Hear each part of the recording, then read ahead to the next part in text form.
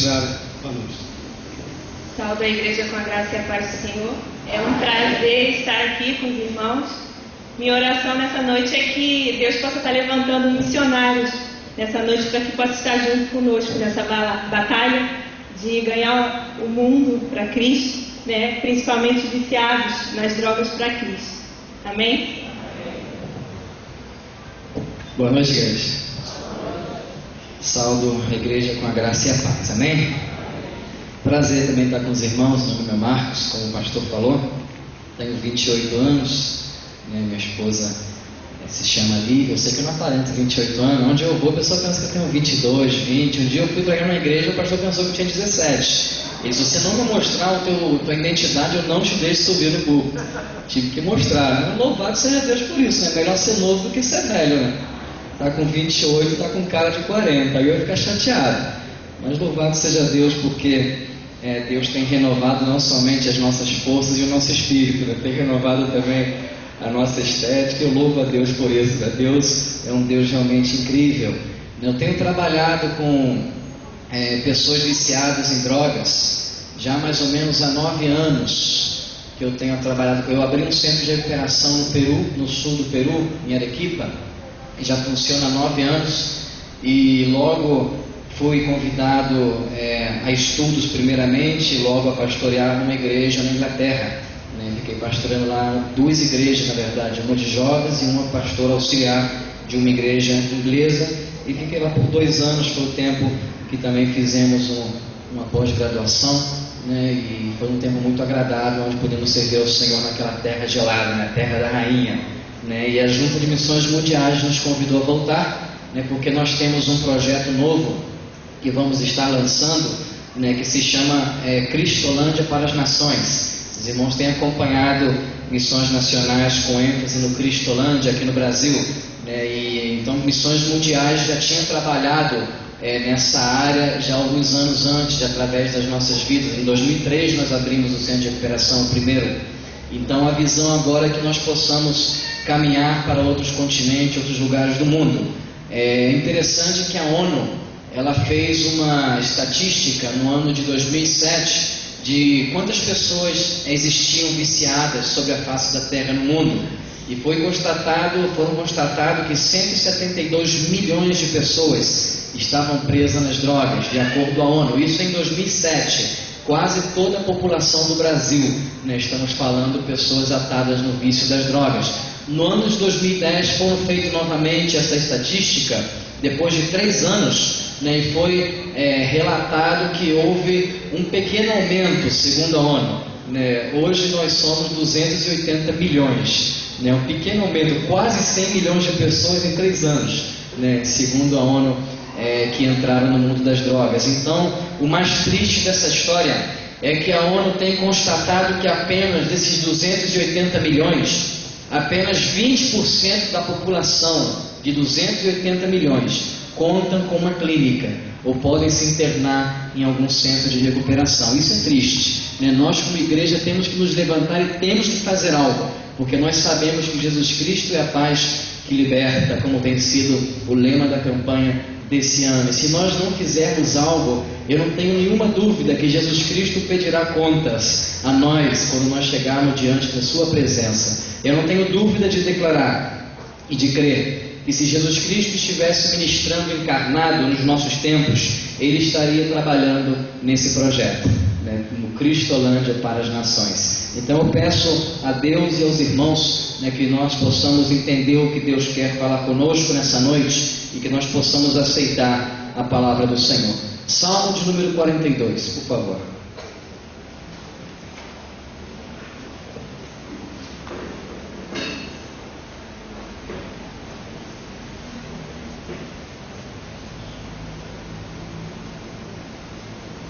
Os irmãos de repente se perguntam por que eu estou na frente desse projeto, ou por que eu me envolvi, né, em trabalhar com gente viciada. Eu vou estar falando um pouco acerca do Salmo, eu vou estar contando um pouco acerca da minha vida também, do que nós realizamos no Peru e em outros lugares também no mundo, né, e os irmãos vão estar entendendo um pouquinho mais. Salmo 42 diz assim: Assim como o servo brama pelas correntes das águas, assim suspira a minha alma por ti, ó Deus. A minha alma tem sede de Deus, do Deus vivo. Quando entrarei e me apresentarei ante a face de Deus? As minhas lágrimas servem-me de mantimento de dia e de noite, enquanto me dizem constantemente: onde está o teu Deus? Quando me lembro disto, dentro de mim derramo a minha alma, pois eu havia ido com a multidão, fui com eles à casa de Deus, com voz de alegria e louvor, com a multidão que festejava. Por que estás tão abatida, ó minha alma? E por que te perturbas em mim? Espera em Deus, pois ainda louvarei pela salvação da sua face. Que o Senhor nos abençoe nessa noite. Amém, irmãos? É interessante como o salmista, nesse salmo, ele nos alerta e nos desperta da importância de nos envolver com missões. Para que nós possamos entender o que o salmista quer nos ensinar nesse Salmo 42, temos que entender em que contexto ele estava escrevendo. Quem escreveu esse salmo foi a descendência de Corá. Corá, naquele tempo, Coré, dependendo da sua tradução, ele tinha um encargo, uma função dada por Deus. Ele era porteiro da casa de Deus. Ele era um homem muito beneficiado. Hoje em dia nós podemos buscar a Deus em qualquer lugar, em qualquer momento. Não existe lugares restritos para a presença de Deus. Mas naquele tempo não. Naquele tempo Deus se manifestava através de um objeto chamado a Arca de Deus. Ali estava a presença de Deus. E nós não podíamos nos apresentar diretamente à presença de Deus. Tinha que ser sacerdote, tinha que ser pessoa preparada para se acercar diante da presença de Deus. E Corá, ou Coré, ele tinha um grande privilégio dado por Deus, porque ele tinha a chave de onde Deus morava. Imaginem os irmãos, ter a chave de onde Deus habitava. Coré tinha o privilégio de poder estar todos os dias, de repente não diante da presença de Deus, mas o mais perto possível dos outros judeus. Mas a causa do pecado da sua família, Deus lhe privou esse privilégio. Deus se apresentou a Coré e diz o seguinte: a partir de hoje, tua descendência será como os demais judeus. Tirou a chave da presença de Deus, a chave da casa de Deus, das mãos de Coré e os seus descendentes. E nesse momento, é nesse contexto que eles escrevem o Salmo 42, ou cantam, ou oram, ou choram, reclamam no seio. E é interessante que no seu murmurar, nessa experiência de estar longe da presença de Deus, o salmista nos ensina alguns pontos que nós temos que reflexionar nessa noite. O salmista começa dizendo no versículo 1: assim como o servo brama pelas correntes das águas. Em outras palavras, o salmista diz assim: Senhor, eu cheguei a uma conclusão. Agora eu estou longe de ti, e a conclusão que eu chego é a seguinte: assim como um animal precisa de água para sobreviver, assim sou eu também, Senhor. Eu preciso da tua presença para sobreviver. A conclusão que chegou Coré, ou a sua descendência, foi a seguinte: um ser humano sem Deus é um ser humano morto, é um ser humano que não tem vida, é como um animal sem água. Esse animal está destinado à morte. Um ser humano sem Deus, o seu destino também é a morte. Isso é o que declara de uma forma bem clara os descendentes de Corá: Senhor, eu estou longe de ti, e como um animal longe da água vai morrer, assim eu também vou morrer. Longe de Deus nós morremos, é o que declara o salmista. E o salmista continua escrevendo em suas palavras, depois de passar por essa experiência, ou passando ainda por essa experiência, o salmista diz o seguinte: Senhor, um ser humano sem Deus não somente ele está destinado à morte, mas um ser humano sem Deus também está destinado a viver uma vida no presente em depressão, em tristeza. Não é necessário que sejamos psicanalistas ou psicólogos para ver claramente aqui que é palavra de gente que estava em depressão. gente que estava passando por momentos depressivos em sua vida. Versículo 3, olha o que ele diz: as minhas lágrimas servem-me de mantimento de dia e de noite. Em outras palavras, o salmista está dizendo assim, perdi até a fome, eu não sinto mais vontade de comer, e eu choro de dia e de noite. Pessoa em depressão. Claramente aqui, um quadro depressivo. O que Coré diz, ou sua descendência, é o seguinte: uma pessoa sem Deus não somente está destinada à morte, não somente é uma pessoa que morre, mas um ser humano sem Deus é uma pessoa que se deprime, é uma pessoa que não conhece a alegria verdadeira, é uma pessoa que chora, é uma pessoa que vive uma vida infeliz. E o pior disso tudo, meus irmãos, é que Coré, ou sua descendência, ele chega a uma conclusão que nós não temos para onde fugir, que é a nossa consciência.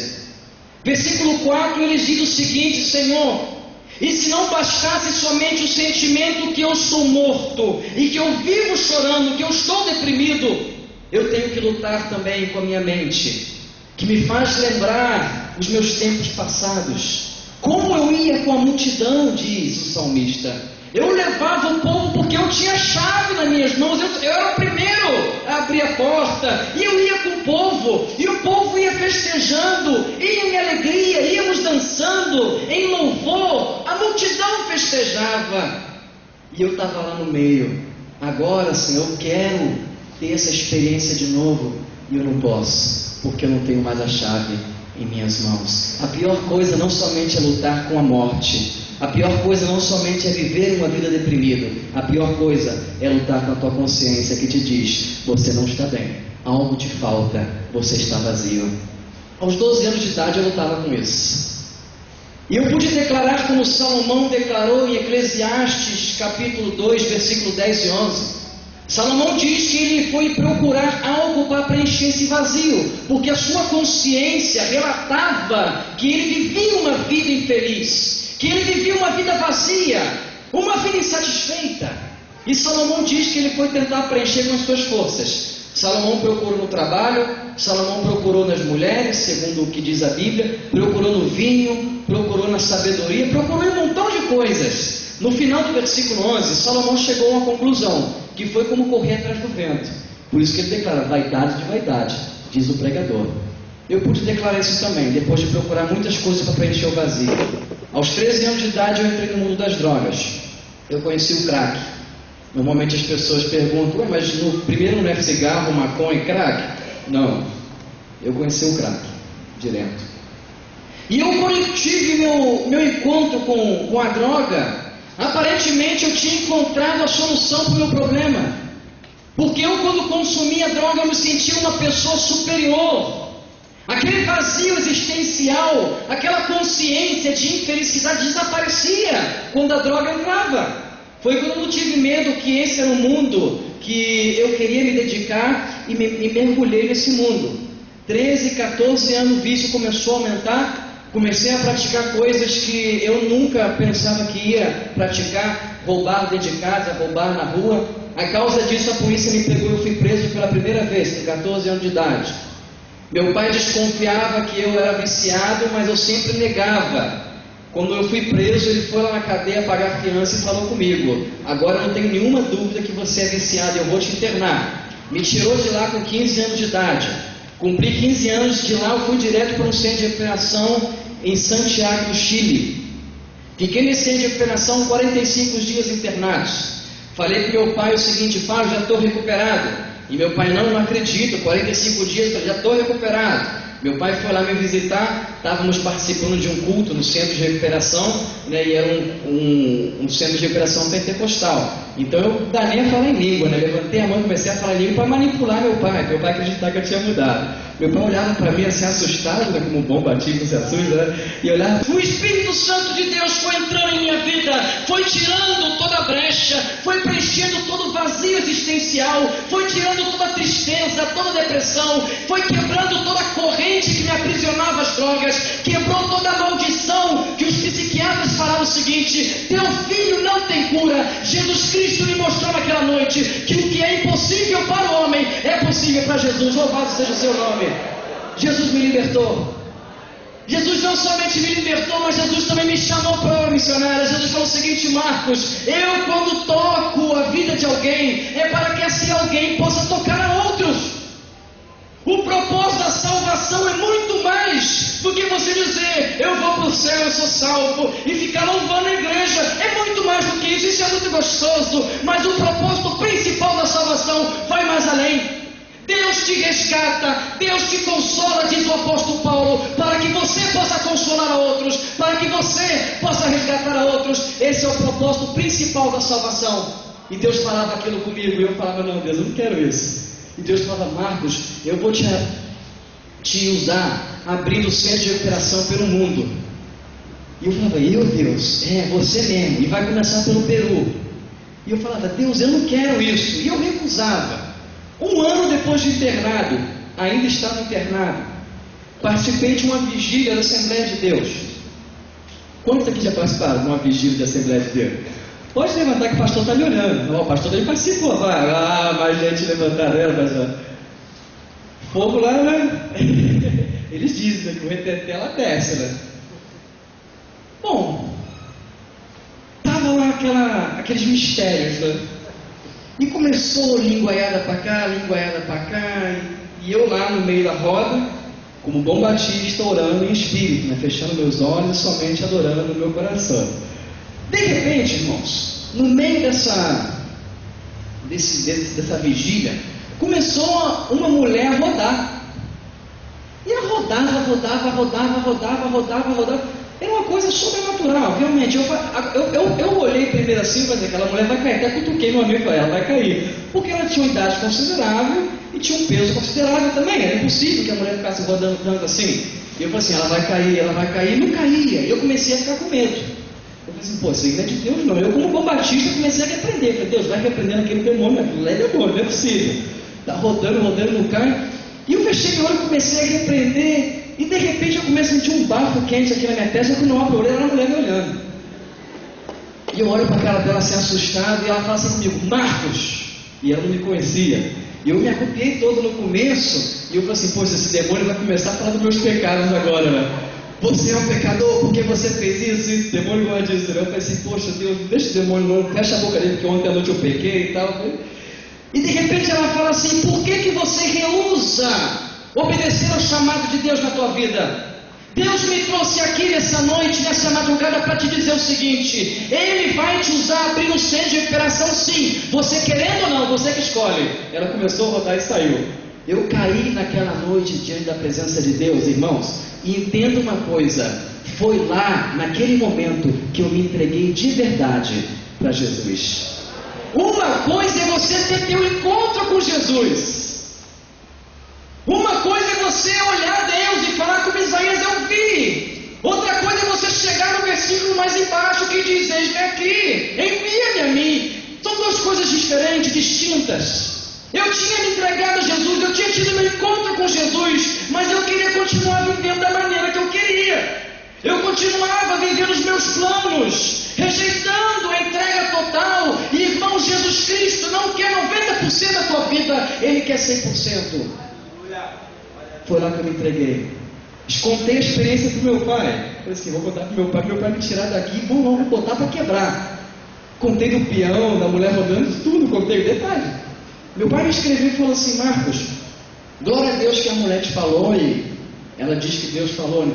Mas Deus não me falou nada, falou assim meu pai, então continua internado aí, para de mentir, eu não vou te tirar daí, falou assim comigo, e você estava mentindo, para ele me tirar e eu poder consumir droga. Eu entendi que ainda não era tempo de Deus, que Deus precisava tratar a vida do meu pai. Passou um ano mais, ou seja, fiquei 2 anos internado. Depois de um ano meu pai me ligou do Peru e falou assim, Marcos, se lembra que você falou isso comigo no teu chamado? Eu falei, lembro. E ele falou assim, você ainda quer isso? Porque a igreja aqui em Arequipa, ela lotou de viciado, eu não sei o que fazer, cara. Você não quer vir me ajudar não? Falou assim comigo. Eu falei assim, glória a Deus. Deus agora falou de uma maneira batida pro meu pai, né? Aí eu peguei e fui pro Peru. Quando eu cheguei no Peru, o desafio era muito grande, porque as pessoas não acreditavam em mim. As pessoas da igreja, elas falaram assim, ó, 1 semana ele vai cair de novo. Os mais crentes falavam assim, 1 mês ele vai cair de novo, né? E ficava aquela luta para ver quanto tempo eu ia durar de pé, né? Mas graças a Deus eu falei assim, pai, eu quero abrir. Meu pai falou, Marcos, me ajuda na igreja. Meu pai também não confiava em mim 100%. Lógico, né, irmão? Eu tinha feito tantas coisas, mais do que lógico, que a confiança ela se ganha, ela se conquista. E eu me coloquei diante de Deus, eu falei assim, Deus, o Senhor me trouxe aqui para me viver isso, e Deus falava comigo, não, vai e abre você. Eu lembro que eu comecei a vender bala na rua para me conseguir dinheiro. Conseguimos dinheiro e alugamos uma casa de 3 andares. Assim nós iniciamos o Centro de Recuperação Projeto Quero Viver, né, que é o nosso primeiro Cristolândia no mundo, em 2003. Peguei todos os viciados que tinha na cidade, que eu conhecia bem, né, e coloquei todos dentro de uma Kombi que eu tinha e levei eles para o projeto e botei todo mundo lá dentro. E eu dormia com eles, porque a gente não tinha psicólogo, não tinha nada, só eu, Espírito Santo, Deus, Jesus Cristo, e mais do que suficiente. E o pessoal. No outro dia eles acordaram e falaram assim comigo, e o café da manhã? Aí eu lembrei que eles tinham que comer, né? Eu falei, poxa, como é que eu faço agora para comer? Deus deu uma estratégia, porque Deus nunca nos desampara, irmãos. Eu peguei meu violão, eu fui na feira das cidades, supermercados lá em Arequipa.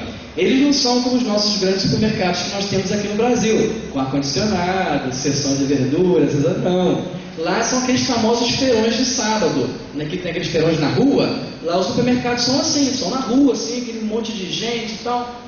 Aí eu peguei meu violão e comecei a cantar. Cantava em português para dar mais ibope, né? Comecei a cantar pelas feiras da cidade, blá blá blá, e as pessoas ficavam assim sem entender nada. E de repente eu passava com a famosa sacolinha, né? E passava e pedia, gente, não sei se você pode ajudar um centro de recuperação, né? Nós estamos iniciando recém, não temos como nos manter. 1 quilo de batata, 1 quilo de... E o pessoal começou a colocar 1 quilo de batata, 1 quilo de arroz, 1 quilo de feijão, 1 quilo de carne. Quando eu terminava as feiras, né, toda feira, eu terminava com 4, 5 bolsas lotadas de alimento. E aquilo durava 2 semanas para os internos. E assim nós iniciamos. Deus começou a agir, Deus começou a trabalhar e a mover de uma forma sobrenatural naquele projeto. A notícia chegou no Brasil. Foi daqui o pastor Timichak, na época vivo, juntamente com o pastor Galvão, a ver o que tinha acontecido no projeto, quem tinha autorizado a abrir. Quando eles chegaram lá, eu me lembro da palavra deles, eles falaram o seguinte, Marquinhos me chamavam assim, se a Junta de Missões Mundiais não te apoia a partir de hoje, nós vamos te apoiar do nosso bolso, porque Deus está aqui nesse lugar. A partir desse momento, a Junta de Missões Mundiais começou a apoiar no projeto da Junta de Missões Mundiais.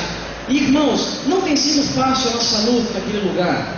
Trabalhar com viciado realmente é penoso, mas glória a Deus e graças a Deus, Deus tem nos dado a vitória. Já saiu do nosso projeto pessoas que hoje são pastores, missionários, já batizamos um montão de gente. 80% da nossa igreja, que nós temos hoje uma membresia de 100 membros, 80% tudo são ex-viciados, família de ex-viciados. Deus tem feito um mover muito agradável naquele lugar, mas não tem sido fácil. Por isso que eu peço aos irmãos que os irmãos entrem nessa luta conosco, que orem por nós, quando se acordem de nós.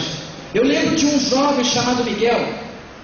Ele tem mais ou menos 2 metros e alguma coisa, bem forte, aquelas pessoas fortes, deve ter uns 33, 35 anos. Nós internamos ele contra a vontade dele. Vou explicar. A lei lá no Peru, ela autoriza o centro de recuperação, junto com a família, a internar uma pessoa contra a sua vontade. Porque lá no Peru, os psiquiatras entendem que às vezes o viciado ele não pode, ele não tem condições de falar por ele mesmo. Então precisa que a família coloque um pouquinho de força junto com o profissional. Internamos eles assim, contra a vontade dele. Chegou nesse centro de recuperação, ou quando nós internamos ele, passou um mês.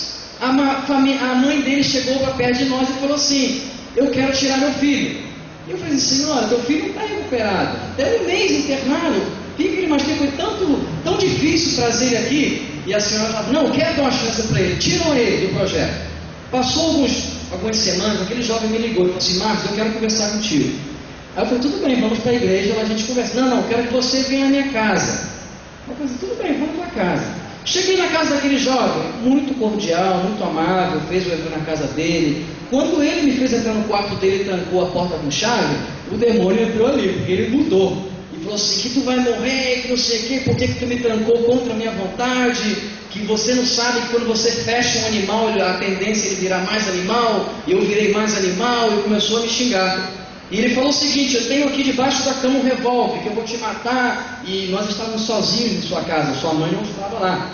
Aí eu olhei a cama, A cama estava na direção mais ou menos daqui até esse retorno, e a porta tinha direção daqui até na água. Aí eu falei assim, poxa, a porta está mais perto, né? E a chave estava ali. Então eu já saí abrindo a porta da chave e saí correndo. Falei, melhor morrer correndo do que morrer parado, né? Aí eu saí correndo. Quando eu cheguei para pular para a rua, eu passei por um corredor de 1,5 metro de largura, mais ou menos.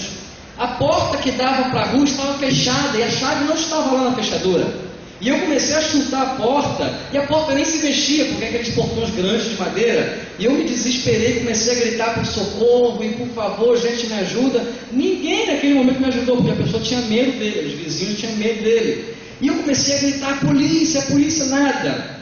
De repente vem aquele gigante na minha direção, Golias, na minha direção, e ele não veio com arma. Eu falei assim, poxa, menos mal, não veio com arma, veio com a tesoura na mão. Ele veio com a tesoura assim, quando eu vi a tesoura, eu falei, puxa. E eu peguei e falei assim, não, rapaz, eu vou orar por você. O que você vai fazer depois da oração não me interessa. Se você quiser me cortar todinho, pode me cortar. Eu vou orar e vou te dar as costas, você vê o que você faz. Estava cheio de fé, não, estava morrendo de medo. Botei a mão no coração dele, tremendo igual vara verde, eu comecei a orar e a repreender. E falava assim, Deus tem misericórdia. E fiz aquela oração bíblica, né? Um olho fechado, outro aberto, orando e vigiando. E botei a mão no coração dele, repreendendo. Aquele jovem pegava na minha mão, botava assim para baixo, eu não quero oração, não quero saber de oração. Eu botava de novo e ficamos naquela luta lá, até que eu coloquei a mão no coração dele, clamei pelo sangue de Jesus, de repente a tesoura caiu da mão dele. E aquele jovem começou a tremer. Eu abri meus olhos e falei, está saindo de mim, está entrando nele, tremedura. E ele tremia, de repente ele caiu no chão de joelho. Ele se levantou depois chorando de soluçar. Ele me olhou nos meus olhos, me pegou nos meus ombros e falou assim, Marcos, me fala qual é o segredo, cara. Eu preciso ter o que você tem também. Eu te conhecia de antes, você era ladrão e hoje você mudou. Essa paz que você me passa, esse brilho que sai dos teus olhos, me fala qual é o segredo. Eu falei de Jesus para aquele jovem, ele aceitou a Cristo naquela tarde, ele arrumou as malas dele, se internou no ano e Deus fez a obra na vida daquele jovem, porque hoje ele é missionário, louvado seja Jesus. Não somente na vida dele, mas na vida de sua família também. Que eu me lembro que sua família, quando eu estava batizando a sua mãe, ela me falava o seguinte, não tem como eu não crer nesse Jesus do Marcos. Esse Jesus transformou meu filho. Eu tentei com psicólogos, com psiquiatras, com igreja católica, com tudo quanto é padre, e ninguém deu solução. O Jesus do Marcos curou meu filho. Eu creio nesse Jesus. Eu batizei ela naquele dia. Deus fez a obra. É difícil, mas Deus sempre tem estado conosco. Vale a pena servir ao Senhor. Vale a pena se entregar totalmente para Deus. Deus começou a trabalhar. O projeto começou a crescer. Não tínhamos mais lugar de ter tantos internos lá. Não tinha mais cama, não tinha mais espaço físico. Começamos a orar e pedir dinheiro a Deus para comprar um terreno. Deus, precisamos sair do aluguel e comprar um lugar grande. Olha aqui, isso aqui está tudo muito apertado. Não tem como trabalhar bem assim. Estávamos fechando portas para mais internos. Pedimos dinheiro à Junta de Missões. Junta de Missões Mundiais mandou um dinheiro, mas era algo muito insignificante, algo muito pouco para construir e comprar um terreno. Mas a Junta nos autorizou que nós pudéssemos viajar ao Brasil para poder fazer promoção nas igrejas e levantar recursos. Viemos ao Brasil. Pregando na igreja em São Paulo, depois do culto se acercou a nós um irmão que é empresário e o seu pastor. E falou assim, aquele terreno que vocês falaram, que vocês estão namorando, um terreno de 25 mil metros, estávamos namorando. Quanto custa? Falando X para o irmão. O irmão falou o seguinte, esse dinheiro eu tenho no banco, vamos lá que eu vou tirar e eu vou dar para vocês. O dinheiro, o terreno é nosso a partir de hoje, eu vou abençoar o terreno a vocês. O irmão foi lá e deu um terreno de 25 mil metros para a gente. Voltamos ao Peru, compramos o terreno logo para não perder a oportunidade. Pegamos aquele dinheiro que a junta tinha, pedimos mais dinheiro à junta e a junta negou, porque não tinha naquele momento. Mas a junta sim nos enviou um irmão, que naquela época era vivo, morreu em 2010, o irmão Damércio. Um exemplo de missionário. Ele deveria ter mais ou menos 75 a 80 anos, não me lembro muito bem. Ele era pedreiro, vivia uma vida muito humilde. Eu preguei na igreja dele, dormi na casa dele, era uma pessoa assim muito de baixo recurso econômico, mas uma pessoa que amava Deus. Ele, sabe o que ele fazia? Ele trabalhava aqui no Brasil o ano todo e juntava dinheiro para pagar uma passagem. Porque depois ele vinha na junta e falava assim: onde tem um missionário que quer que eu construa um templo, ou um hospital, um orfanato, ou algo? E a junta falava: na África tem tal pastor. Ele pagava a sua passagem, ele ia até lá e trabalhava de graça construindo, seja o que for, o templo. Depois ele voltava pagando a passagem dele. Uma pessoa exemplar. E ele falou assim: eu estou disposto a ir pagando minha passagem. Trabalho por 3 meses de graça e volto pagando minha passagem. Falamos: amém, irmão, pode vir. O irmão chegou no Peru, pegamos o dinheiro que a junta tinha nos dado, aquele pouco, colocamos na construção. Menos da metade da obra acabou o dinheiro. Começamos a nos perguntar e a questionar: onde está o nosso dinheiro, Deus? Mostra-nos dinheiro. E Deus falava assim ao nosso coração: vocês têm dinheiro. A voz de Deus era tão clara que olha o que Deus falou com a gente. A Junta de Missões Mundiais, Aaron parece para explicar para vocês, deposita o salário do missionário 3 em 3 meses. Dinheiro de projetos, junto com o salário, 3 em 3 meses. O missionário tem que administrar. Porque sempre quando você envia um dinheiro para fora do Brasil, tem que pagar uma taxa para o Banco do Brasil. Então imagina a junta todo mês pagando taxa de 720 missionários. Nós, batistas, não vamos aguentar manter a junta. Então, por questão de sabedoria administrativa, a junta faz isso. Deus falou assim: vocês estão pedindo dinheiro para quê? Se Deus já deu os 3 meses. Se a junta já depositou os 3 meses. A voz de Deus foi tão clara que nós não duvidamos em fazer. Pegamos os 3 meses do nosso salário, os 3 meses dos projetos e colocamos na construção. Terminou o projeto, ficou lindo. Compramos computador, de último modelo, tudo ficou bem bonito, bem moderno. Começamos agora a orar pelo nosso sustento, né? Claro, Deus, e agora o nosso dinheiro, os nossos 3 meses, onde que a gente vai tirar? Irmãos, Deus não falava nada. Eu cheguei a pensar: poxa, Deus é engraçado, né? Para ele responde rapidinho, para a gente fica demorando. Deus, o nosso dinheiro, e nada de Deus responder. Tudo bem, Deus sabe o que faz. Saímos do nosso culto, um culto muito abençoado. Quando eu chego em casa, a porta da casa estava entreaberta. Quando eu abro a porta da casa, estava arrombada e a casa estava vazia. E eu falei assim: pai, roubaram a nossa casa. Minha voz ficou ecoando uns 5 minutos dentro de casa, porque estava vazia. Roubaram a nossa casa, vazia. Fui no escritório do meu pai, computador, tudo tinha levado. Quando eu subi no 2º andar, fui no quarto dele, todas as roupas do meu pai jogadas no chão. Ternos, coisas da minha mãe, tudo jogado no chão, embolado, assim, para que a gente estava buscando dinheiro, coisas de valor. Quando eu fui no meu quarto correndo, eu abri a porta do meu quarto, nenhuma roupa jogada no chão. Eu falei: glória a Deus, pelo menos Deus me privou e os ladrões não entraram no meu quarto. Mas eu comecei a perceber, irmãos, que meu quarto estava muito arrumado. Eu falei assim: poxa, mas tem uma coisa errada aqui. Sempre tem uma meia jogada aqui, quarto de homem nunca é tão organizado assim. Quando eu fui no meu guarda-roupa e abri meu guarda-roupa, vazio. Quando eu abri meus negócios de meia, não tinha nenhuma meia. Quando eu abri meus negócios de roupas, short, camiseta, roubaram todas as minhas roupas. Eu fiquei somente com a roupa do corpo. Irmãos, até uma bandeira do Flamengo que eu tinha roubado. Aquilo foi o que mais me machucou. Foi o que mais me machucou porque era meu pano de chão. Eu usava ela para limpar minha casa todo dia.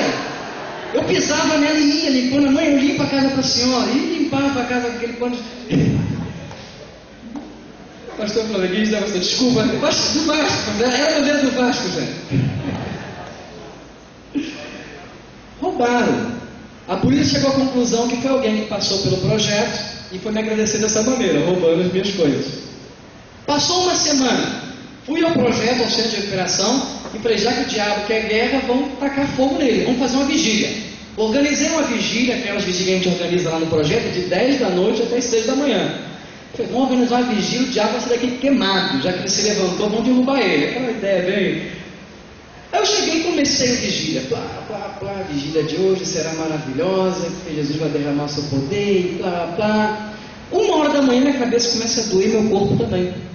Começa a ficar meio tonto, falo assim: gente, vamos parar nossa vigília, amanhã a gente continua orando, a gente vai fazer um jejum, eu vou dormir aqui com vocês, então amanhã a gente faz um jejum e continua orando. Tudo bem, dormi lá porque eu me sentia mal. Por volta de 3, 4 horas da manhã, eu acordo com vidros sendo quebrados, portas sendo quebradas, gente correndo, vultos. E eu tentava levantar da cama e gritar, e eu não conseguia. Só levantava essa metade do meu corpo para cima. E eu comecei a ver vultos assim, tudo tonto, e as coisas giravam na minha frente, e via vidro sendo quebrado, e gente correndo com televisão, com DVD. E eu tentava gritar e não conseguia. Eu falei assim, poxa, deve ser esses sonhos que às vezes a gente tem, que a gente quer falar e não consegue. E eu falei assim, vou dormir e vou relaxar. Aí eu peguei, dormi e relaxei, né? Eu nunca morri por causa disso. 1h da tarde eu acordei com ressaca, literalmente, meu corpo totalmente machucado por dentro, aquela sensação de ressaca. E quando eu olho, abro meu olho assim, só tinha um interno do meu lado, todos os internos tinham fugido com as coisas que tínhamos acabado de comprar, né? E vidro quebrado, porta arrombada. E depois eu liguei para o meu pai e falei, pai, roubaram o nosso centro de recuperação. E meu pai, como é que roubaram com você aí? E eu falei, não sei, eu apaguei, não explico, não tem explicação. A polícia foi lá, tirou sangue, depois que os médicos chegaram de mim e detectaram diazepam em meu sangue, que é um ansiolítico para a pessoa poder dormir, né? Então eu me lembro que o médico falou que provavelmente eles colocaram na hora do suco, na hora da comida, para poderem já roubar o centro de recuperação, né? E levaram tudo. E eu lembro que temos uma oração e nada de Deus responder dos nossos 3 meses de salário. E Deus, onde estás? E foi um momento muito difícil em nossas vidas. Deus começou a agir? Infelizmente não. Lembro-me que depois de passar Natal, Ano Novo, algumas semanas do acontecido no projeto, meu pai estava falando no telefone com alguém na igreja e meu pai começou a chorar. E chorava. Quando ele desligou o telefone, eu falei, pai, o que aconteceu? E ele falou assim, Marcos, senta. Eu sentei, ele sentou também. Ele falou, rapaz, tu acredita que acabaram de entrar na nossa igreja e roubaram a nossa igreja? Levaram tudo que tem de valor na nossa igreja. Projetor, bateria, teclado, baixo, guitarra, levaram tudo. Renderam o nosso guardião que tínhamos lá, né, o vigia, e levaram tudo. E meu pai estava conversando com o vigia. E foi lá que nós oramos, dizendo, Senhor, não somos Jó para suportar tanto, mas também não somos a mulher de Jó. Vamos calar a boca e vamos confiar em Deus. Irmãos, louvado seja Deus, porque a Bíblia diz que Deus sabe até onde nós podemos suportar. E a Bíblia diz que Ele não permitirá que você seja tentado ou provado mais além das suas forças. A Junta de Missões Mundiais colocou no site o que nos aconteceu, dos 3 roubos. Uma igreja em São Paulo se levantou, ligou para nós uma manhã e falou assim, olha, estamos com a igreja aqui ao vivo, a igreja está aqui num culto.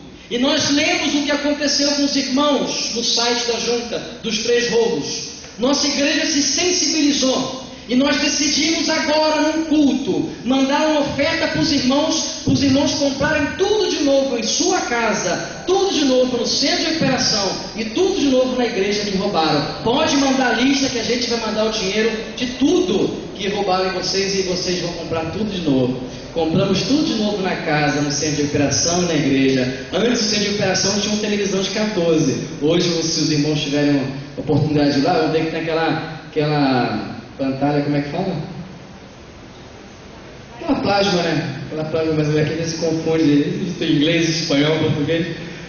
Aquela plasma de 32 polegadas lá na parede. O que o diabo te tira, Deus te dá melhor. Louvado seja Jesus. Sobrou dinheiro, porque o pastor mandou mais do que nós pedimos. Sobrou um dinheirinho para pagar a conta, fazer compra da casa, tal, para sobreviver, porque nós não tínhamos o nosso salário. Deus começou a trabalhar, nosso coração ficou mais confortável. Numa tarde, o telefone toca, o irmão dos Estados Unidos falando conosco, nos diz o seguinte, irmão, tem um mês que o Espírito Santo tem me acordado todas as madrugadas para me orar por vocês. E eu quero que vocês saibam que eu tenho orado. Vocês não estão sozinhos no que vocês estão vivendo. Eu não sei o que é, mas eu tenho orado por vocês.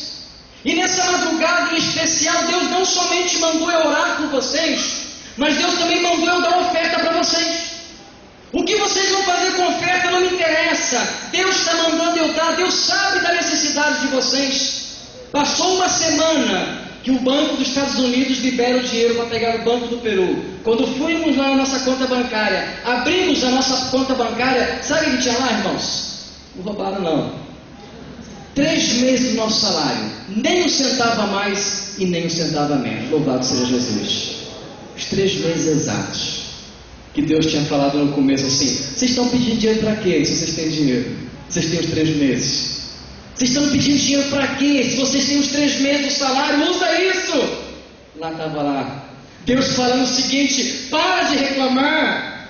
Eu sou o dono do ouro e da prata. Eu não preciso do dinheiro de vocês, entendam isso. Eu não preciso do dinheiro de vocês. É o que Deus diz. Tu Tudo que nós temos pertence a Deus.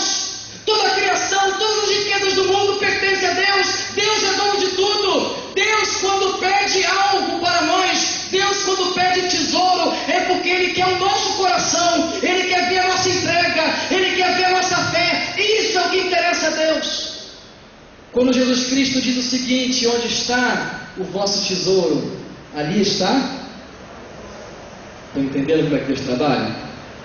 Quando Ele pede tesouro, é porque Ele quer o nosso coração. Onde está o vosso tesouro, ali está o vosso coração. Nós investimos em coisas, compramos coisas que amamos, que valorizamos. E é por isso, irmãos, que Deus bate de frente com o nosso tesouro. Deus não se interessa com o nosso tesouro, mas Deus sim se interessa com a nossa entrega, com a nossa vida. Deus está buscando pessoas entregues a Ele, pessoas que verdadeiramente amam o Senhor. Amar o Senhor, irmãos, de verdade, é muito mais do que você pertencer a uma igreja. Eu pertenci e era viciado. Amar a Jesus é muito mais do que você cantar, faz parte, mas não é tudo. Eu cantava, basta ter a boca, você pode cantar. Amar a Deus é muito mais do que pertencer a uma escola bíblica, é muito mais do que isso. Amar a Deus é quando você entende o que Deus mais ama, a salvação das almas perdidas, porque de tal maneira amou Deus ao mundo, que entregou o seu bem mais precioso, o seu único Filho, a favor do mundo, para que todo aquele que nele crê não se perca, mas tenha vida eterna. Isso é o que Deus mais ama, a salvação das almas perdidas. E nós só podemos dizer que amamos a Deus se amamos o que Deus mais ama, a salvação das almas perdidas. Romanos 8:28, e com isso eu termino. O que diz? Sabemos que todas as coisas contribuem para o bem daqueles que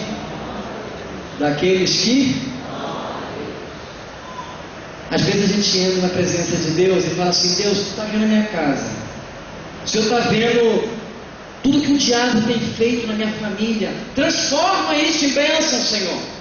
Transforma essa tragédia em vitória. Transforma essa luta em algo satisfatório para a minha vida. Mas nós temos que parar de orar e ver os nossos caminhos, ver as nossas vidas, se temos amado a Deus, porque essa promessa, irmãos, é condicional. Deus transforma tudo para o teu bem, irmão. Deus pega as maldições, as feridas da tua casa, as separações da tua família e transforma tudo para o teu bem, transforma tudo em bênção. Mas para os que amam a Deus é condicional, não é para qualquer um. Não é para qualquer um. O apóstolo Paulo declara com tanta veemência: eu sei o que é isso, porque ele amava a Deus. Ele amava a salvação das almas perdidas.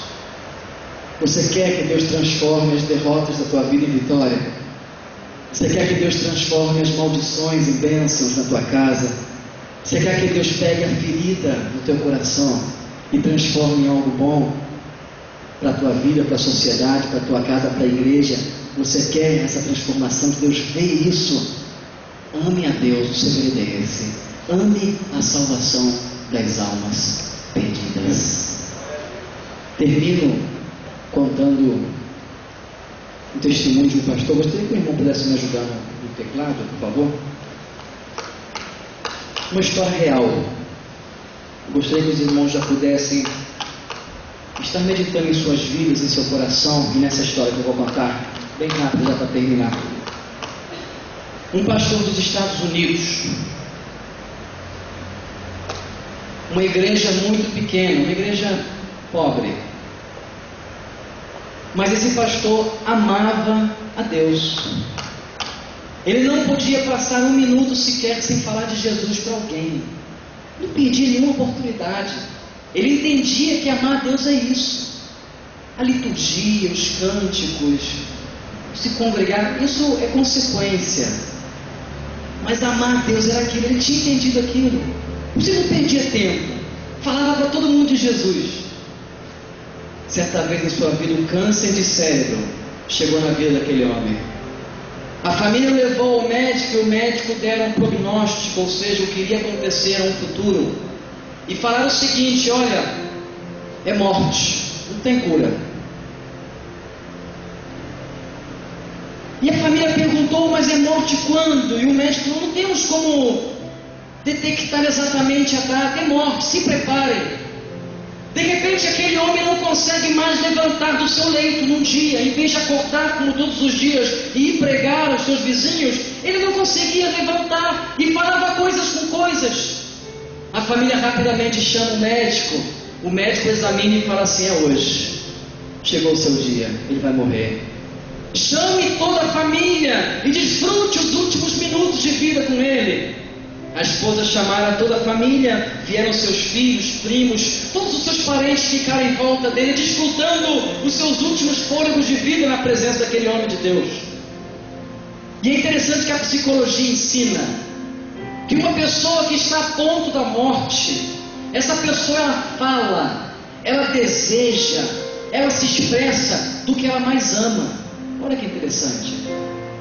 Mas aquele pastor estava em um estado incoerente, deitado no seu leito. Ele falava coisa com coisa, mas eram coisas que ele mais amava. Por exemplo, ele levantava assim meio corpo e dizia o seguinte: hoje é o dia mais feliz da minha vida, porque eu vou me casar com a mulher que eu amo, a mulher que Deus separou para mim. De repente ele caía.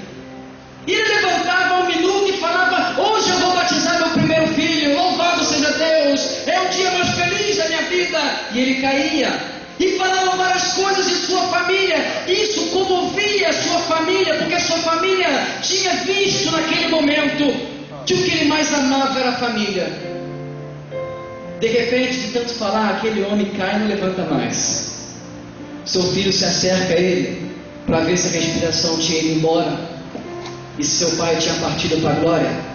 De repente aquele homem se levanta com mais força. E não somente meio corpo, mas ele se levanta literalmente da cama. E ele começa a tentar correr para fora do quarto. O seu filho segura e o deita de novo na cama e fala: pai, tranquilo, você não pode fazer esforço porque você acelera a morte. E aquele homem lutava e queria sair do quarto, e o seu filho deitava e começaram a lutar entre eles. De repente aquele homem fala o seguinte: família, me escutem, eu sou o sacerdote da casa, eu sou o cabeça, eu sou o líder espiritual e eu tenho uma ordem para vocês. A família se assusta porque ele estava sendo coerente. Ele tinha entendido o seu papel de homem, ele tinha entendido que era a sua família que estava em volta, ele tinha entendido que aquele momento ele estava vivendo coerente. E a família fica prestes a escutá-lo. De repente aquele homem olha para os seus filhos, a sua esposa, e fala o seguinte: eu vou dar uma ordem para vocês hoje e vocês vão me obedecer. Vocês vão me deixar sair desse quarto, sim, porque eu estou mandando. Eu preciso sair desse quarto, porque eu não posso morrer agora sem ganhar uma vida mais para Jesus comigo.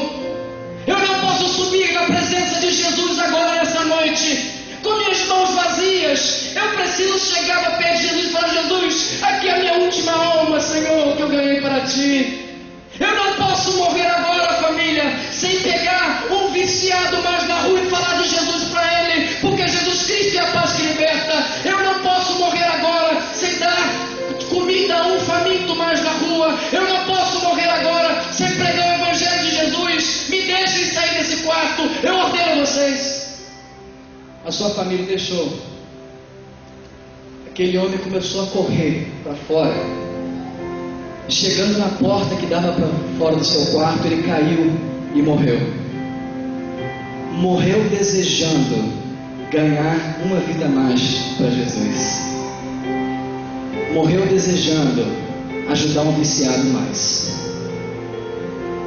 Morreu desejando dar de comer a uma pessoa que está passando fome.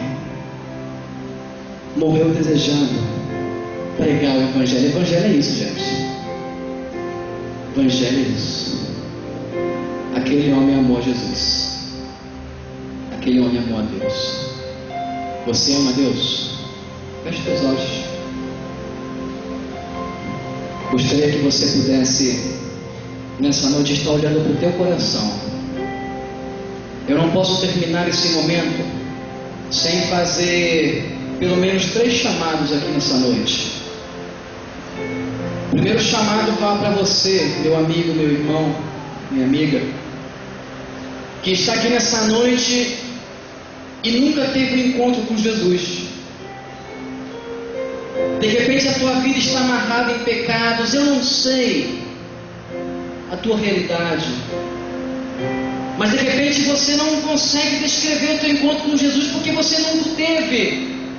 De repente você já se congrega na igreja há um tempo, mas você nunca se entregou de verdade para Jesus. Esse encontro que transforma, que marca a nossa existência.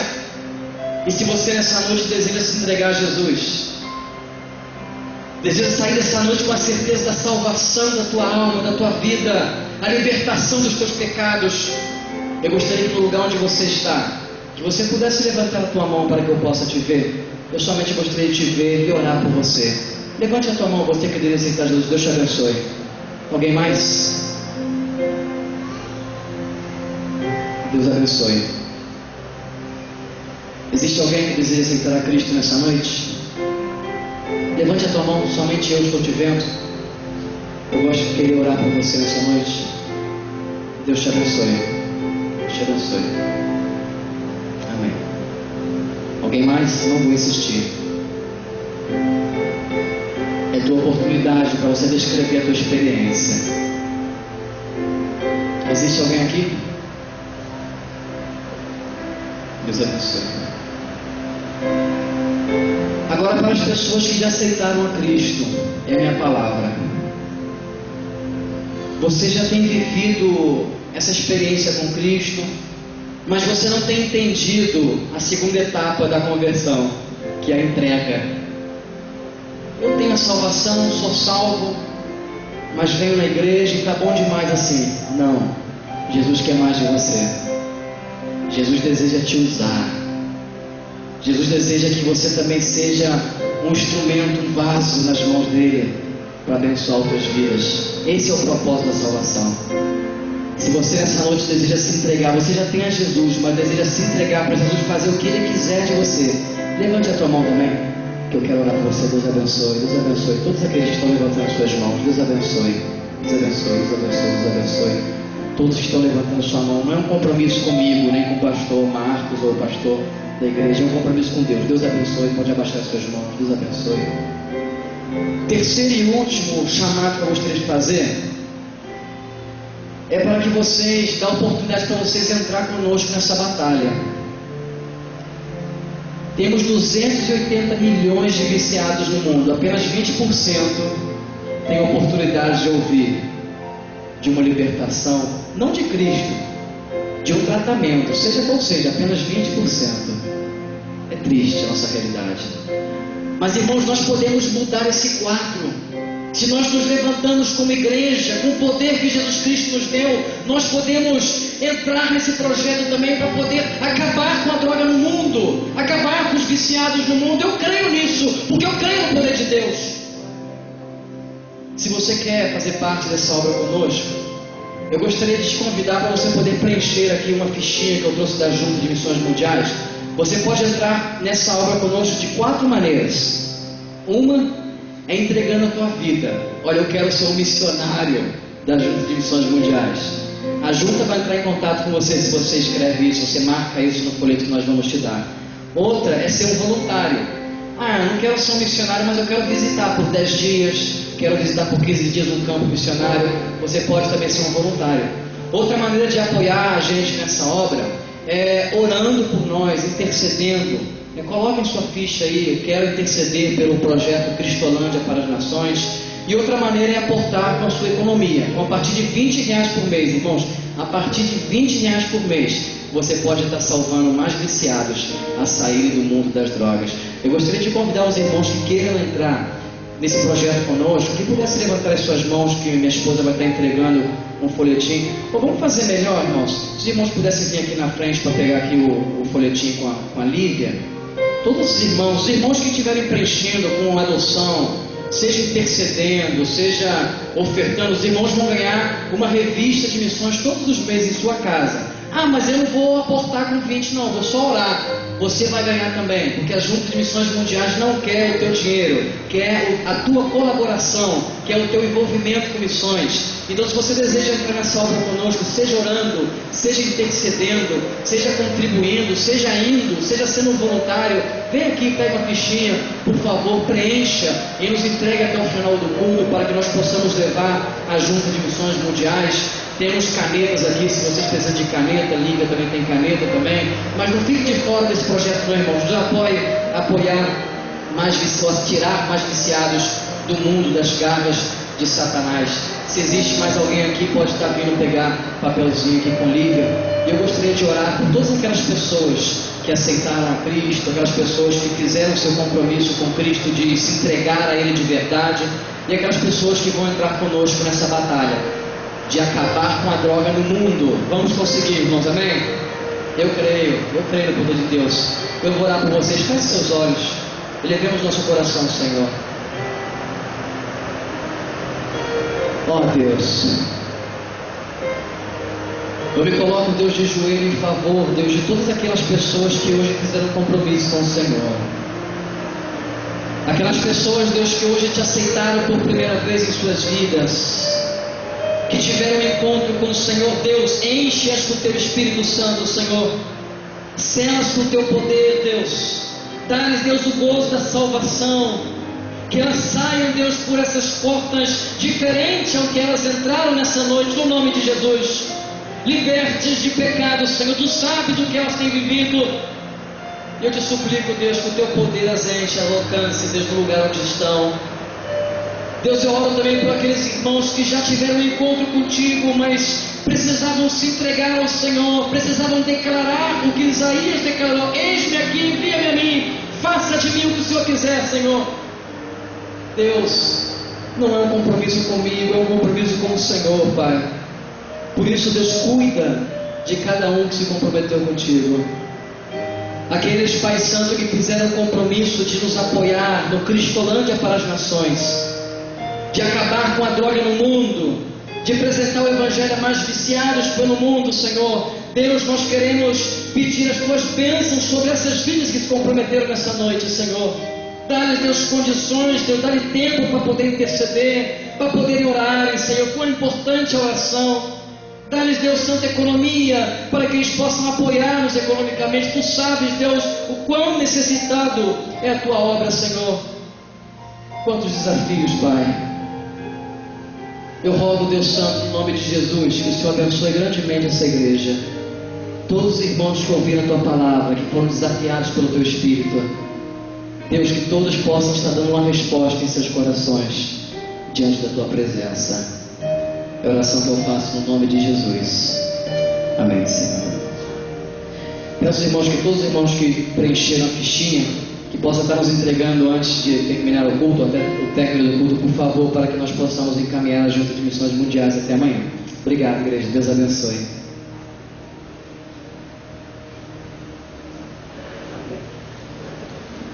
Louvado seja Deus por aquilo que Ele falou no nosso coração. Você que fez um compromisso com o Senhor, de recebê-lo como Senhor e Salvador, eu imagino que você deve estar com 1000 perguntas. E agora? Isso, aquilo, outro. Eu vou pedir, não estou vendo o Edson aqui na frente. Aqui. Fique em pé, Edson, por favor. Edson vai poder te ajudar, ele vai estar aqui à frente, no final. Se você entregou sua vida a Jesus, vem aqui, a gente vai dar uma palavra rápida com você para podermos orar e entregar o material de orientação. Antes de nós sairmos, eu queria dar 2 avisos ainda.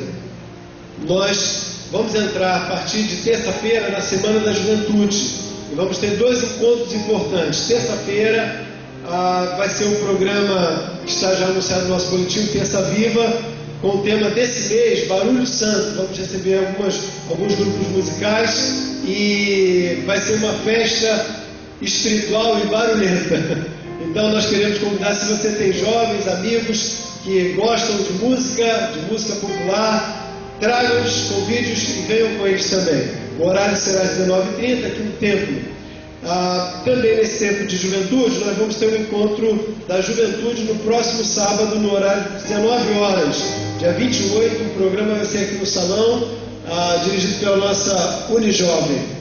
No sábado também eu quero convidar que os irmãos que pertencem a lideranças múltiplas da nossa igreja, nós vamos ter um encontro de abril, que foi transferido do dia 14 para o próximo sábado, dia 28, Nosso encontro de lideranças, o Entre Líderes, vai acontecer, aqui está 15 horas no boletim, mas vai ser de 2 às 4 da tarde. E nós, provavelmente até um pouquinho antes, já vai ter terminado o nosso programa. Em torno de 1h30, mais ou menos, nós teremos concluído tudo que queremos fazer com os irmãos. Então, pedimos que os irmãos compareçam, participem, é uma reunião importante, porque nós estamos no início de um ano eclesiástico e precisamos dessas afinações, desses acertos para o nosso trabalho. Último destaque, Rafael está lembrando que vai acontecer uma atividade ligada aos irmãos que participam do louvor, e ele precisa de uma palavra rapidinha no final do culto aqui na frente. Então não vai embora, dá uma passadinha aqui. Ao descer, você está sendo convidado a dar uma paradinha ali na cantina, tomar um refrigerante, comer um salgadinho e ter momentos de comunhão entre os nossos irmãos também. Convido que você fique em pé. Sim, estava esquecendo. O livro que foi mencionado no início, o livro que foi mencionado da campanha de 100 dias de oração, está sendo vendido ali embaixo, o valor de R$5, e queremos convidar que todos os irmãos adquiram um para si, para poder, ou pelo menos por família, para podermos ter o envolvimento de todos, da maior forma possível, nessa campanha de oração. Mauro está lembrando o que, Mauro? Quarta-feira, nosso culto normal de oração, e a partir de maio nós vamos ter uma edição nova da nossa programação de quartas-feiras. Pedimos que os irmãos fiquem ligados também. Tem a mão quem está pertinho de você, vamos ficar em pé e vamos orar ao Senhor. É verdade. Tem um chapéu aqui na frente, está com a Rosemary, minha esposa. Passa aqui, Maria. Deixaram esse chapéu, certamente quem esqueceu esse chapéu vai lembrar, né? Está esperando lá fora, está aqui no púlpito, está aqui em cima da caixa de retorno, tá bom? É só passar e pegar. Obrigado, irmã. Vamos dar as mãos entre nós, vamos orar agradecendo ao Senhor que Ele falou ao nosso coração. Pai, muito obrigado, Senhor, muito obrigado, porque Tu és bom, poderoso, estás atuando com poder e glória, Senhor, aqui na nossa pátria, na nossa cidade, nesse bairro, nesse lugar. O Senhor está com suas mãos poderosas de cura e de libertação por toda a América Latina, do Peru, do Equador. Senhor, estás visitando os países do continente africano, na Europa, em todos os continentes. Tu és um Deus todo poderoso, todo maravilhoso, conhecedor de tudo, Senhor. E por isso nós, nesse encontro, nós adoramos o Teu nome. E queremos pedir, Senhor, que ao longo dessa semana a nossa vida seja também um ato de adoração, como fizemos aqui até o término de nossa existência, pois nós queremos viver para Ti e para a Tua glória. Nós assim oramos em nome de Jesus. E agora que o amor de Deus, o nosso Pai, a graça de nosso Senhor e Salvador Jesus Cristo, a terna e doce consolação do Seu Santo Espírito, seja sobre sua vida, sua família, sobre esta igreja e sobre todo o povo de Deus espalhado pela face da terra, hoje e para todos sempre. Amém, Senhor. Vai na paz, irmão, que o Senhor te guarde e te dê uma semana na bênção dele. Amém.